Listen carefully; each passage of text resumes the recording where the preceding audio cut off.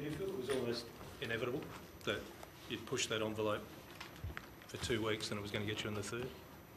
No, I don't think it was inevitable. I thought we just didn't play the quality of football we needed to play against a good opposition again tonight. And, you know, West Coast are in great form and they come over here with a real desire to get the job done. And once we give them a little look at it, as happens when you go against the tribe, the Mother's Day crowd of 38,000, amazing number that we get to a game, but we lose that, and when a side comes against that, they grow a bit of belief in the tighter it stays, the more belief they get, and we had the game in a reasonable position at half time. What changed in the third quarter specifically then, Ken?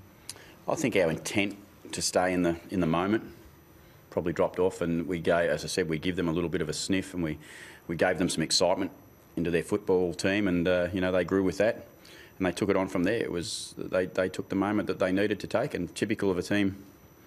After half time, you're a little bit down, so you go for it a little bit.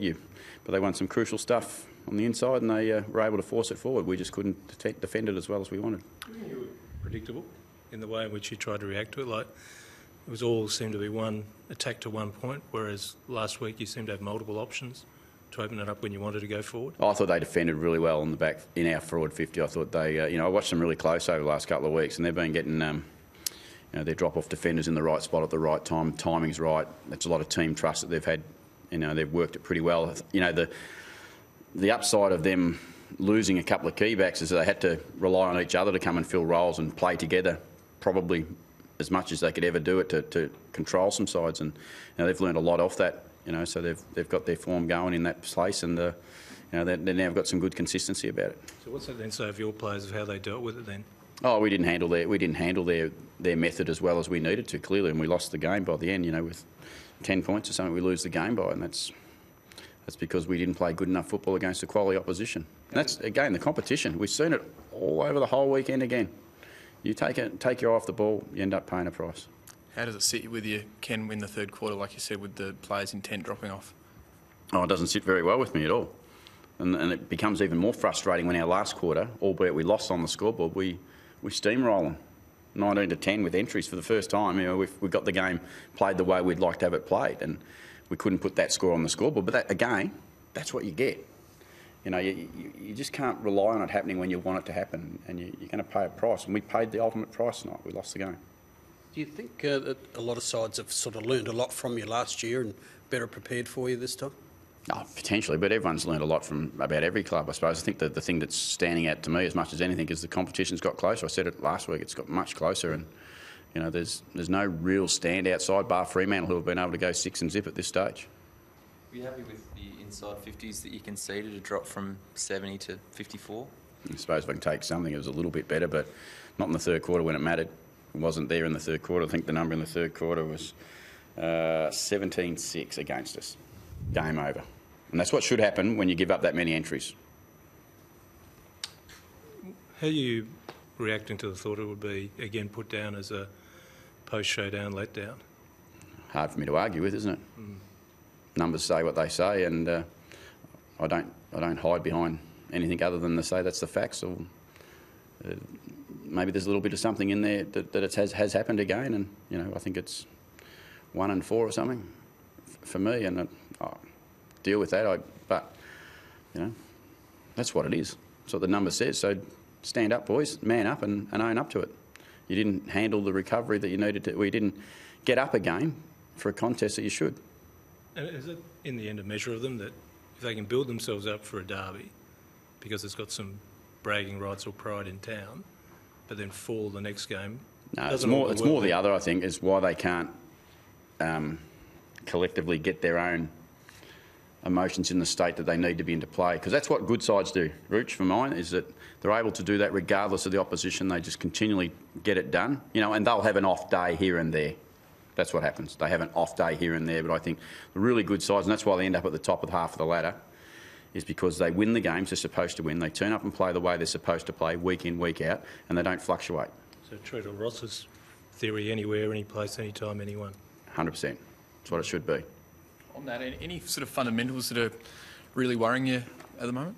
Oh, there's plenty worrying me, but the little bits, we were talking in the room, just before I come in here, and we were talking about the fact that it's almost a 7 out of 10 type things that are going on. There's 7 getting it right and a couple getting it wrong, or 3 getting it wrong, but it's not the same. It's not the same people or the same structure. It's just breaking down. It's just not total connection there at the moment. We've been able to get through to 3-3 with a bit of luck and a bit of good method at times, but we haven't really had the consistency of behaviour that we'd like to see.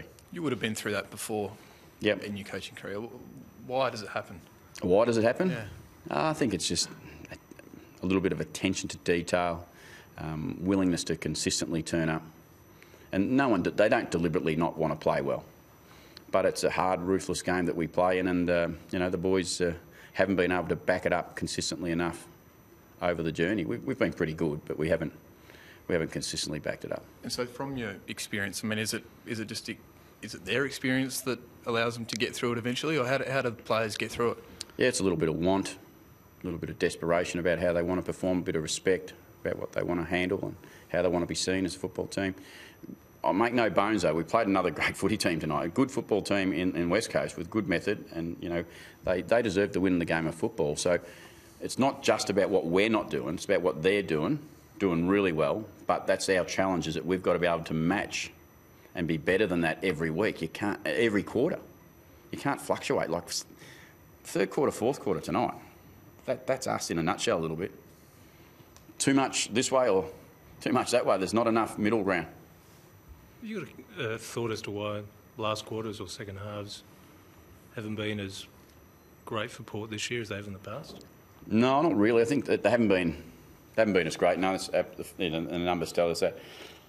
But as I said, the last quarter today, on reflection, if you look at the way we played the quarter, I thought we probably could have been a bit better than the scoreboard said, but West Coast defended it well.